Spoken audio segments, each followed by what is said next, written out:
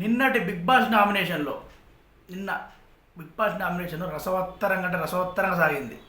అలాంటి నామినేషన్లో తనూజని డైరెక్ట్గా నామినేషన్ చేసి తన మీదున్న కోపం మొత్తం తీర్చుకుంది మన దివ్య. అయితే ఇదే విషయాన్ని అర్ధరాత్రి గుసగుసల్లో భాగంగా రాత్రి సుమనన్న అనుకుంటూ సుమన్ శెట్టితో దివ్య గురించి మన తనూజ లోపడున్న బాధ కోపం మొత్తం వెలగక్కుంటూ ఏముందో తెలుసా? చూసావా సుమనన్న, దివ్య ఇక్కడ కూడా భరణి గారి సపోర్ట్కే ఆడుతుంది. భరణి గారి నేను నామినేషన్ చేశాను కాబట్టి ఇప్పుడు బిగ్ బాస్ డైరెక్ట్ నామినేషన్ ఇస్తే నన్ను నామినేట్ చేసింది. చూసావా సుమనన్న, ఎంత అన్యాయం! తిరిగి మళ్ళీ నీ ఏ టాస్క్లో గెలవలేదు, ఏ టాస్క్ కూడా సపోర్ట్ లేకుండా ఆడలేవు అన్నట్టు నా మీదే చెప్తుంది. అయినా జనాలు చూస్తున్నారు కదా అన్న, ఎవరు సపోర్ట్గా ఆడుతున్నారో, ఎవరు సపోర్ట్ చేస్తున్నారో అంతా జనాలు చూసుకుంటారులే అని సుమనన్నతో మొత్తం బాధను పంచుకుంది మన తనుజ. ఇంకా పంచుకుంటూ అప్పుడు మన సుమన్ శెట్టి అన్న, అవును పాపం భరణి గారు దివ్యగా ఎప్పుడు వచ్చిందో అప్పటికే భరణి గారి గేమే మారిపోయింది. ఆ మహాతల్లి అడుగు పెట్టిందో లేదో మన భరణి గారు చల్లబడ్డారు, కొంచెం కూల్ అయ్యారు. టాస్కులు ఆడకపోవడం, ఓన్లీ బంధుత్వాలు అనుకుంటూ ఉండడం, అప్పుడప్పుడు నీతోనే ఉండేటోడు. ఇప్పుడు ఇటు నీతో కొంతసేపు మన దివ్యతో కొంతసేపు మాట్లాడుకుంటూ బంధాల్లో మునిగిపోయారు అని సుమన్ శెట్టి చెప్తాడు. మెయిన్ బయటికి వెళ్ళడం కారణం ఆ మహాతల్లి దివ్యే. పిల్లి పాలు తాగుతూ తనని ఎవరు చూస్తలేరు అనుకుంటూ నెమ్మదిగా పాలు తాగుతూ ఉంటుంది.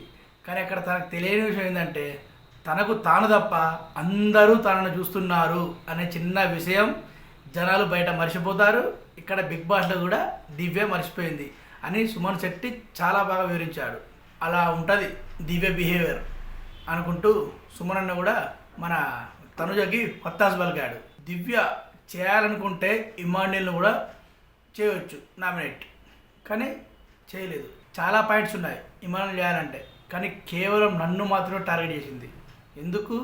భరణి గారు మధ్యలో ఉండడంలో భరణి గారిని నామినేట్ చేయడం, తను నన్ను చేయడం, ఇది అంటూ తనుజ అర్ధరాత్రి సుమన్ శెట్టితో ఇలా చెప్పుకుంటూ తన బాధని, లోపడిన బాధని, ఆవేశాన్ని కూల్గా కోపంగా నాగార్జున చెప్పారు కదా, ఆ చిరాకు అనేసరికి కూల్గా చెప్పుకుంటూ సుమనన్న అనుకుంటూ కూల్గా మాట్లాడింది.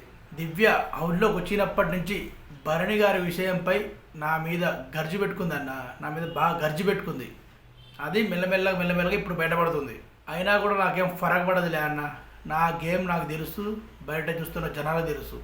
ఎవరి ఇలాంటిలో ఎన్ని మధ్యలో ఎన్ని మాట్లాడినా కూడా నా మనసుకు, నా బయట ఉన్న అభిమానులకు వాళ్ళకు తెలుసు. కానీ కేవలం నా బాధ అంతా భరణి గారి గురించి అన్న. పాపం బంధాల్లో మునిగిపోయి బయటికి వెళ్ళాడు, మళ్ళీ వచ్చాడు, మళ్ళీ ప్రతి దాంట్లో దివ్య ఇన్వాల్వ్మెంట్ ఎందుకన్నా? ఉదాహరణకు మొన్న చూడు బిర్యానీ టాస్క్లో భరణి గారు మాధురి గారు మాట్లాడుకుంటున్నారు, మధ్యలో దివ్య ఇంటర్ఫియర్ అవసరం ఏంది? అక్కడ చూసావు ఎంత చూడడానికి నాకే విచిత్రంగా అనిపించింది.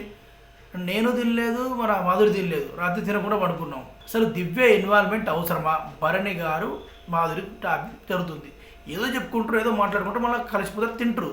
ఇప్పుడు ఈమె ఇంటర్ఫియర్ కావడం వల్ల రైట్ అన్నం తినకుండా పడుకున్నాం మీ ఇద్దరం. నాగార్జున గారు చెప్పారు కదా, అసలు నీకు ఏది తెలియదు, అసలు ఏం జరిగింది తెలియదు, మధ్యలో ఎందుకు ఇంటర్ఫియర్ అని అప్పుడన్నా బుద్ధి తెచ్చుకోవాలి కదా. ఇదే అన్న సుమనన్న, నీకున్నంత నాకున్నంత బుద్ధి తనకు ఉంటే కదా అంటూ తనుజ చెప్పింది.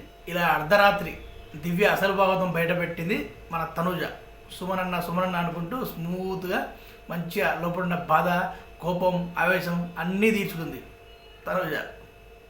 ఓకే అండి, సైనింగ్ ఆఫ్. నేను మీ రఫీక్ కింగ్. బాయ్.